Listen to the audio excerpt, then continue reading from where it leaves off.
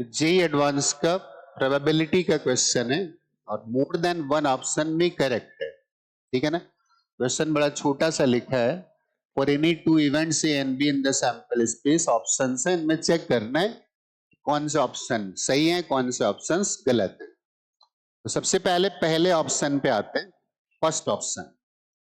First option क्या बोलता है, P A B is greater than और equal to P A plus P B minus one divided by P B provided probability of occurring B is not equal to 0।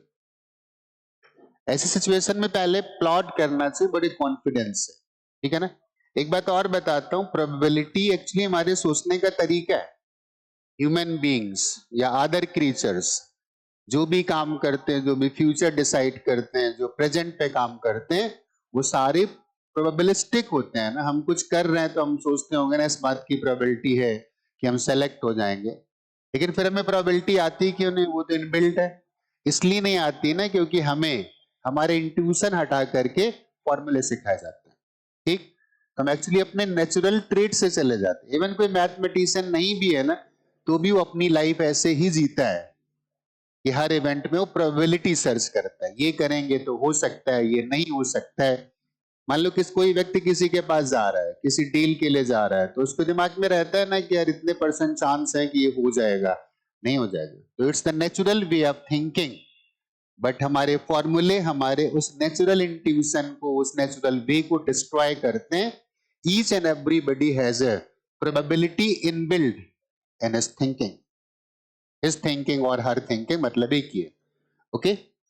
इसलिए फॉर्मूले को तो मैं बिल्कुल मना करता हूं, फॉर्मूला नहीं, जो सिचुएशन है उसको समझो।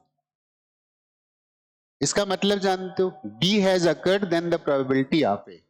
पी आ रहा है, पीबी आ रहा है, -1 और पीबी आ रहा है, हम इसके बारे में जानते हैं। तो ज्यादा वेन डायग्राम्स हमें बहुत हेल्प करते हैं, राइट।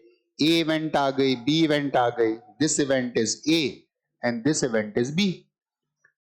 तो B has occurred then A happen होने की प्रोबेबिलिटी, आई थिंक ये प्रोबेबल इवेंट आ गई। बी अकर हो चुका है तो ए भी अकर हो जाएगा, तो ये रीजन आ गया। इसका मीनिंग क्या आ गया, इसका मीनिंग हम लिख सकते हैं ना, probability of A when B has happened is probability of A intersection B. और सैंपल स्पेस तो हमने पहले बना लिया, क्या बी बना लिया। जब बी हो चुका है तो रिड्यूस सैंपल स्पेस भी आ गया। एक टर्म तो हमारा ये आ रहा है, इसका मतलब ये आना चाहिए, ठीक है ना। और P A plus P B कहां से आएगा, वो यूनियन से आएगा।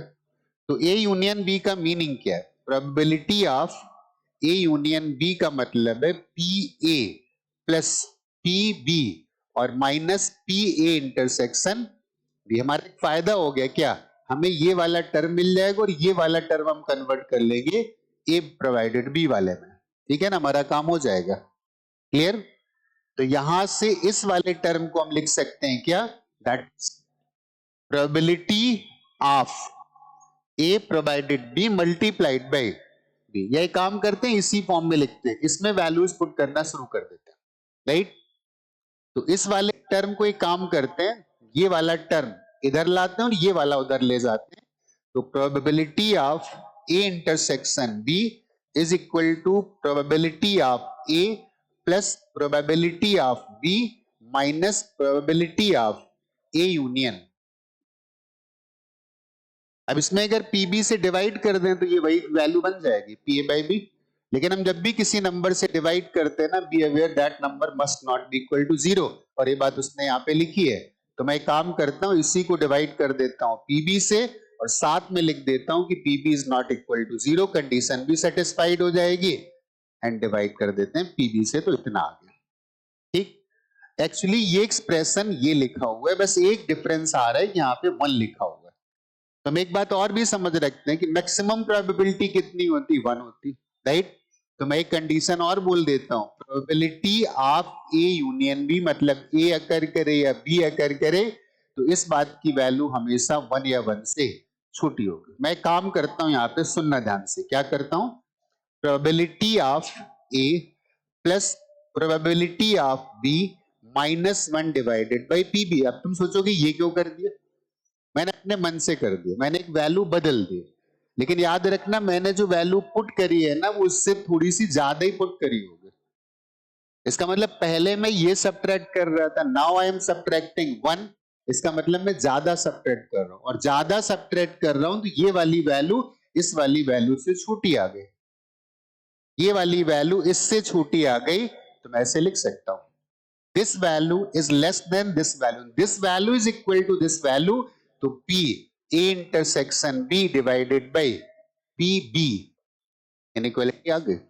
और इसका मतलब तो हमें पता था ना, that is P A provided B, तो हमारे पास रिजल्ट आ गया क्या, P A provided B is greater than or equal to PA plus PB minus 1 divided by PB। कहीं ना कहीं उसने इनइक्वालिटीज को इन्वॉल्व करने की कोशिश करी, ठीक है ना, क्लियर हो गया, ओके, पहला ऑप्शन करेक्ट हो गया, क्लियर। अब आते हैं दूसरे ऑप्शन पर, ठीक है ना। प्रोबेबिलिटी अगर समझ में आ जाए ना, वैसे ही सोचे ना तमाम बार तो सीधे सीधे टिक हो जाते हैं, ठीक है, एक्सप्लेन करना था तो कर दिया है।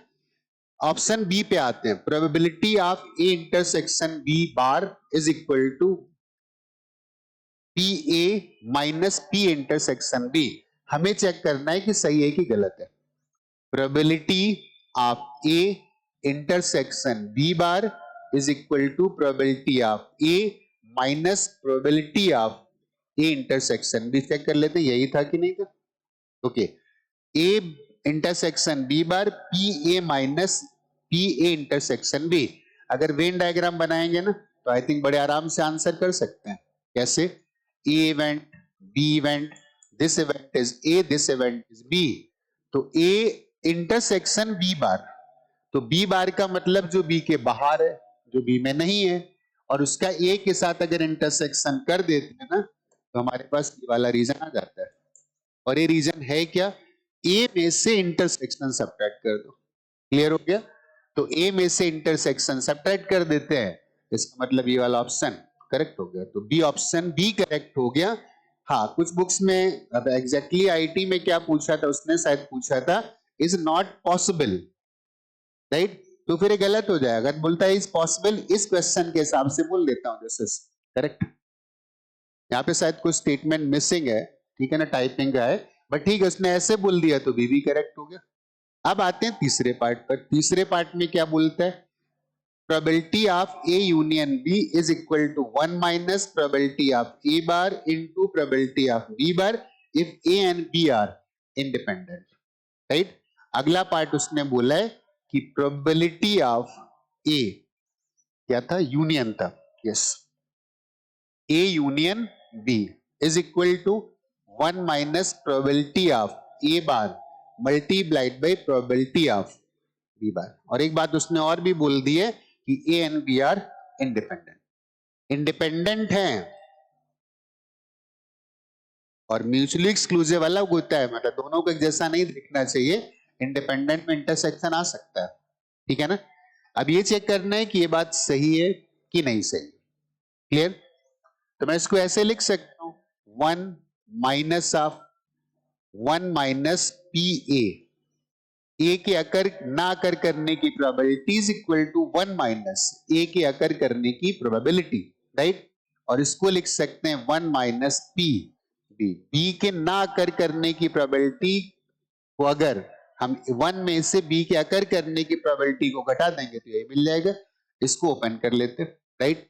तो 1 माइनस 1, ऐसे इसको पूरा सॉल्व कर लेते हैं, 1 आएगा, 1 माइनस पी आएगा, 1 माइनस पीबी आएगा, और 1 आएगा plus P A into P B. इसके बाद इस 1 को भी माइनस को भी अंदर कर दो, 1 1 कैंसिल होगा, this will be P A plus P B, और माइनस अंदर ले जाओगे तो minus P A into P. Independent event के केस में एक बात और भी हम जानते हैं, क्या, ए इंटरसेक्शन बी की प्रोबेबिलिटी, दोनों इंडिपेंडेंट है, इसका मतलब ए अलग से अकर करेगी, बी अलग से, मल्टीप्लीकेशन के इक्वल है, तो इसको लिख सकते हैं क्या, पी ए इंटरसेक्शन बी। तो this will become P A plus P B minus P A intersection B, and this will be equal to P A union of P. P A union of B. तो right hand side को हमने solve किया ना, तो वो कितना आ गया? वो आ गया P A यूनियन B. तो सी पार्ट तो करेक्ट आ गया, राइट. राइट साइड को सॉल्व करने पर आ गया A यूनियन B, इसका मतलब सी पार्ट B करेक्ट हो गया. पक्का सब सही किया ना? A union B is this, फिर हम लोगों ने इसको लिखा है इतना 1 minus P A minus P B plus this minus P A intersection B, right, and that is P A. इसका मतलब ये पार्ट B करेक्ट हो गया. क्लियर?